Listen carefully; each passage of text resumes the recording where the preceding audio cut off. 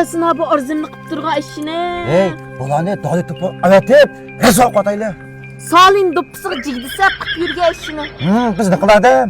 Ko'nchilayman. Ha, ana o'xsa biz pishida salin topaylik, soy topaylik, soliga. Cho'qqan davatmasam men bir buqolma. Uxlamaymiz. Mana. Shoqol. Ota, Uy.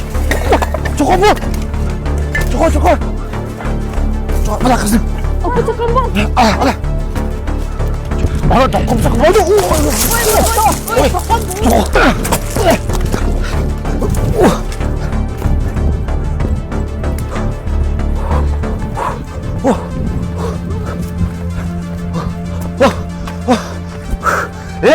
Bugün düğün ehliga bir çatı ötedi. Jayo! Bizim qildiradi. Jayo!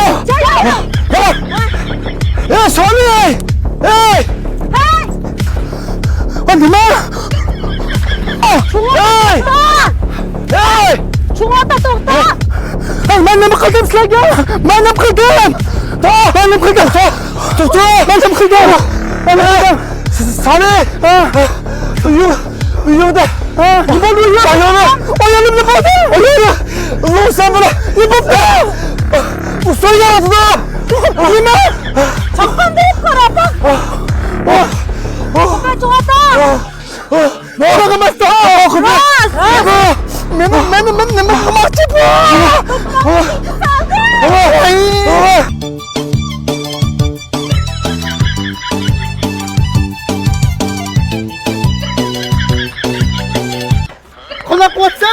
Qo'na qo'tsa.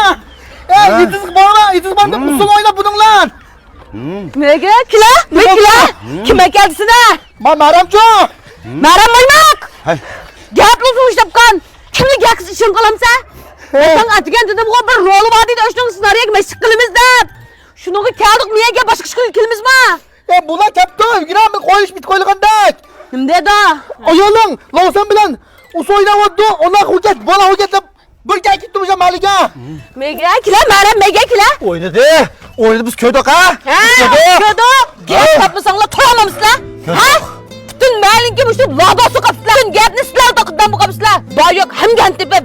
Hey, nin qotqinimizlar bilamizlar. Og'zimizdan yetvassash kalashda bir urib. So'ylagan köydik. Gapimiz ishonma. Adigan men ma'nun zopin tortma. Ssenariyga mashq qilamiz dedim-ku. Biz köydik-ku biz, köydik. Bunaqa ishlarni davatmasak chidamaymiz. Ha, chidamaymiz. Hey, kirmaymak, og'zimizdan yer to'qmay beka. Sen köygende falan da işine ağaçtan belip kımamsa sen üçüğünü derdedin. Bu işte usağılım bulmayvatdı. Ma ikimiz beşik vatmız dedim o başka şulamda silah ağzınla da hem gapla iş kılıp yuvartıp bir uç tolkuyor adamını. Silah doğruladı bu mailde hiç kandak iş akmıyordu. Silah da hepimlerde bizim birimiz adam bir tarafı kısa çilep öçüşüp koşuyor. Gocurap özlerle kokşaş benim kılsızlar. Hey, bir gel oturup geltip kandı bir işte pul kapsanlanmam demesiler ne?